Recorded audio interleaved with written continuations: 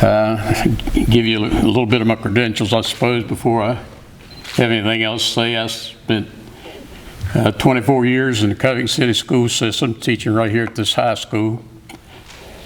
I have 2 children that both went through Covington City schools and graduated from Covington High School.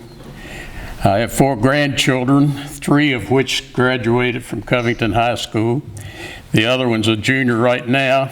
I have great-grandchildren that are involved in the system, and we'll have more that'll be in the Covington City school system. I feel, I don't know why we're here tonight, to tell you the truth. I'm deviating a little bit from the schedule, but I don't know. We've dealt with this consolidation issue.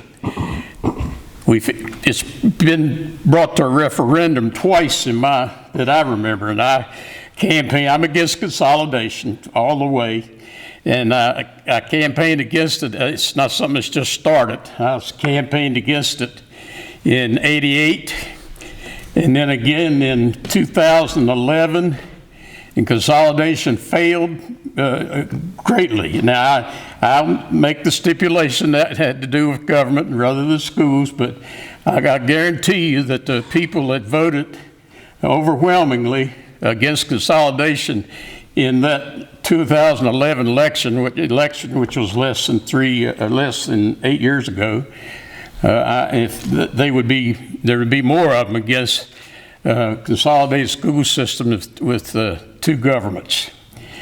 There's so many things that come into this, and I'm disappointed that we are limited to 3 things that are sort of canned and easy to answer, I suppose, but there's a lot of elements in there that come into play besides this.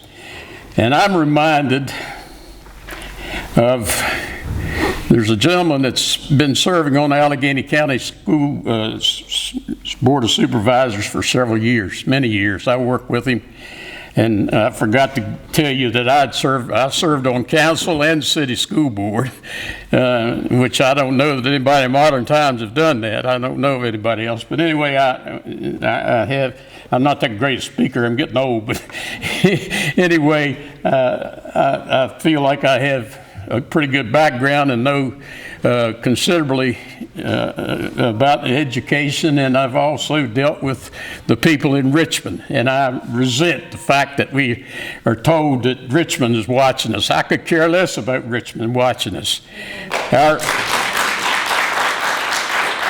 Our council and board of supervisors right now are in a bind financially because of Richmond putting mandates on us that our people have to try to scrape up the money to pay. So don't even talk to me about Richmond. I've been around a long time. But this gentleman I'm talking about is Mr. Cletus Nicely. And I believe this man is transparent. I work with him some. I know he does what's right. I know he loves this community. He's got good common sense. And I remember him not long ago saying, "Leave it alone." And this is a point that I really want him to take, because at this day and time when there's so much hatred,